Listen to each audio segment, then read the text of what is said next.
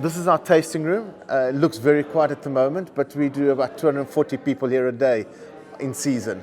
So it does get extremely busy. And then we've got different options of tastings. You'll see on the sheet in front of you, on the left-hand side, we've got the signature tasting, which is our entry-level tasting. And then after that, we've got our chocolate and wine, right, which we're of course doing today. Then we've got our winemaker selection. There you get to taste our top-tier wines. And then recently introduced, we've got our organic wine tasting, because we produce a very, very interesting range of organic wines, which is something that's picking up in popularity through and through.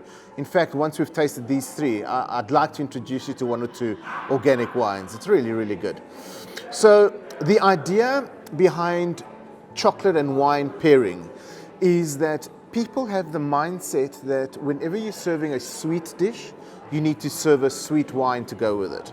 In fact, it's easier to pair a dry wine with sweet food than what it is to pair a sweet wine with sweet food. Because sometimes the sweetness of the wine and the sweetness of the food clash, right? And the wine tends to become a little flabby if it doesn't have a big enough acidity. But serving a dry wine in general, they've got high acidities. So hence that's able to hold up to the sugar in the chocolates. And what we want to do here is we want to give the limelight to both the chocolate and the wine. Right. So you want to give the chocolate the stage to enjoy for what it is, and then maybe a little bit more important, you want to give the wine a chance to show off its true colors. But then we've got to see if they both work. And often when I present food and wine pairings, people will have a mouthful of food, they'll swallow the food, and then they'll take a sip of the wine and then say, oh, perfect pairing. But you're not going to know if it's going to work if you don't have both food and wine in your mouth at the same time. Right? And as disgusting as what it might sound, it's the only way you're going to know if food and wine work. And how do you know? You'll know. It's a perfect marriage. The food doesn't overpower the wine, and the wine doesn't overpower the food. Right? The two need to neutralize each other, and that's what we need to look at today. Right. So the wines that we are tasting comes from, you'll see in front of you, we've got so many different ranges. We've got the Creative Block, we've got the 21 Gables, we've got the Seawood range. So we've got many different ranges of wine, and stylistically, they're all very different. So the range we are tasting today comes from our super premium wine. It's the Creative Block range. And the Creative Block range is probably our most award-winning range. And you'll see the bottles, it's got different numbers on them. So that's the 3, that's the 5, that's the 2. And all that says to you is the amount of grapes that we use to make that specific wine. So in other words, it's a blend, right? And people have the mindset that a blended wine is of less quality than 100% variety, right? It's almost probably the complete opposite. And some of the most expensive, in fact, out of the 10 top most expensive wines in the world, I won't be surprised if 5 or 6 of them are blends. Right, so to compile a blend is hard work.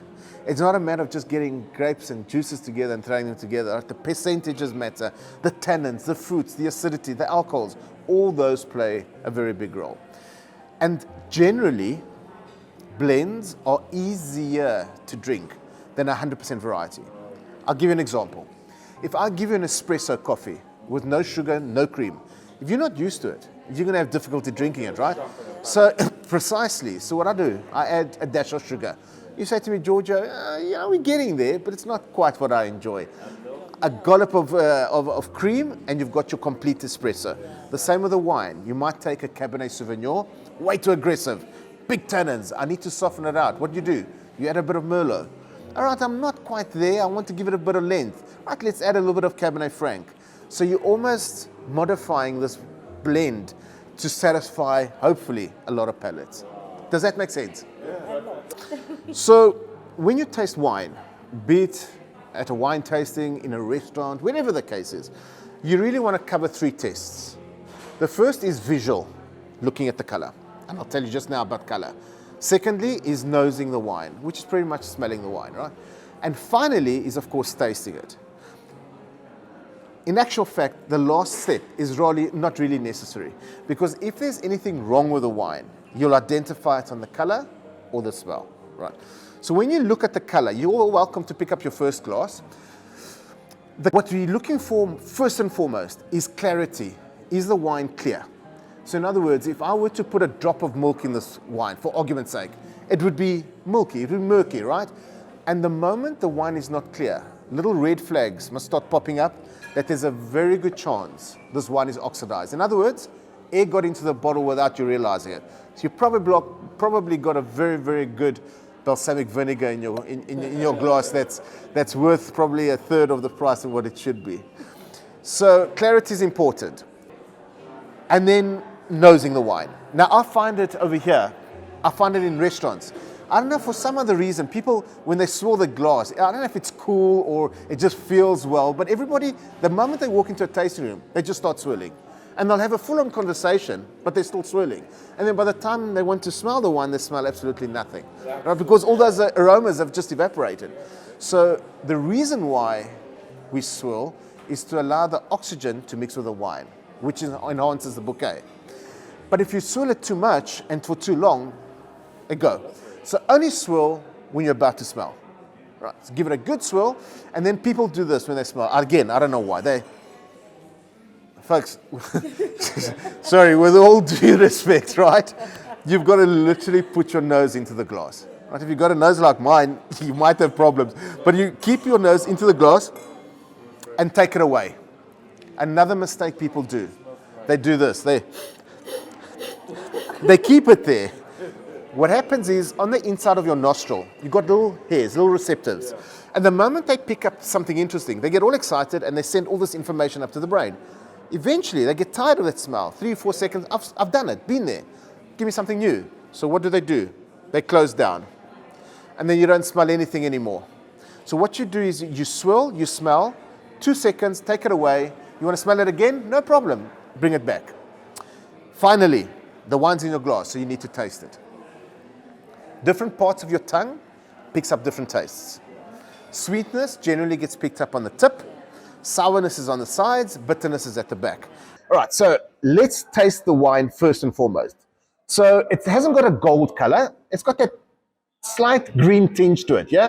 Almost a strawish color. All right, let's give it a good swirl. And we nose it. Now try and forget about the smell of grapes. Let's face it. That's what it's made of. You're always going to smell grapes. Right. So, on the nose, what are we getting? Guava. How about stone fruit? Apricots, peaches. That's quite dominant, isn't it?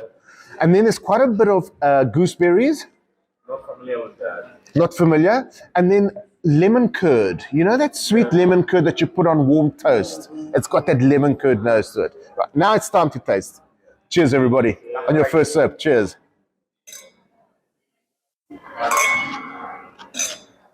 Never judge a wine on your first sip.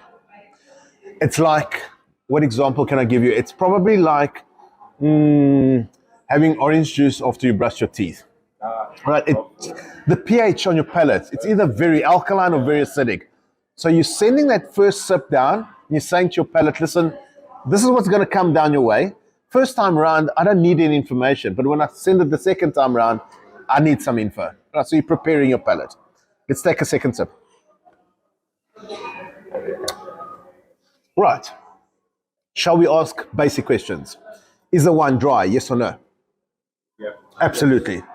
Anything less than 4 grams per liter of sugar, anywhere in the world, it's considered dry. This is sitting at 2.9 grams. Now, the chocolate. All right, so your first chocolate, you'll see on the left-hand side, it's a passion fruit and lemon. All 3 of these chocolates are very subtle with regards to taste.